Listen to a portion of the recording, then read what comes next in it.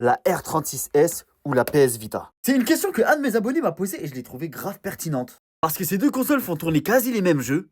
Et du coup, lequel choisir? Eh ben les refs, vous verrez que chacun a ses avantages et chacun ses inconvénients et je vais tout vous expliquer dans cette vidéo. C'est en direct dans le sac de Léon. Pour rappel les refs, la R36S c'est une console qui permet de jouer à tous ces anciens jeux. Genre les jeux PlayStation 1, Crash Bandicoot, Crash Bash. Oh c'était trop stylé. D'ailleurs les refs, si elles vous intéressent, j'ai mis le lien en bio, n'hésitez pas à aller voir. Franchement la vérité, j'y joue depuis quelques jours et pour 30 euros c'est quelque chose. Pour ceux qui savent pas, la PS Vita c'est la console de Sony quand même les refs. Il faut que vous la sachiez, hein. Elle est trop iconique. Et elle permet de jouer à énormément de jeux, surtout des jeux PS Vita. Et quand tu la traficotes un peu, et ben tu peux avoir accès à grave des trucs à l'intérieur et c'est trop stylé. Comme par exemple jouer à des jeux PSP, là j'ai lancé Vice City Story, mais aussi des jeux PlayStation 1 comme Rayman 2 les refs, vous voyez que ça tourne impeccablement. Mais maintenant, lequel choisir? Déjà, je vais vous dire les avantages de la PS Vita. La PS Vita, elle a les jeux PS Vita. Donc déjà, ça, c'est une dinguerie. Il y en a grave à faire et ils sont incroyables. Surtout les Rayman dessus, c'est une pépite et Little Big Planet aussi. Ça, elle les a pas. Mais en termes d'émulation, les deux consoles, ils font tourner exactement les mêmes jeux.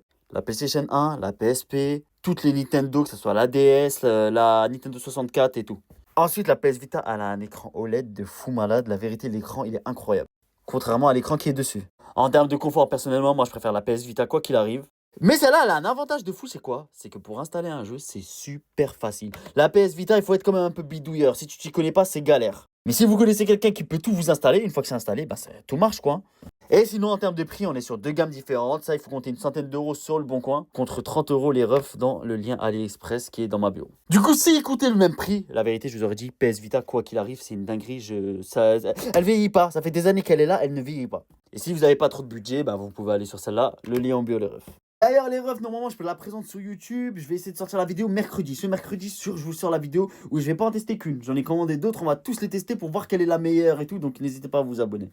Et sur ce, c'était Léon.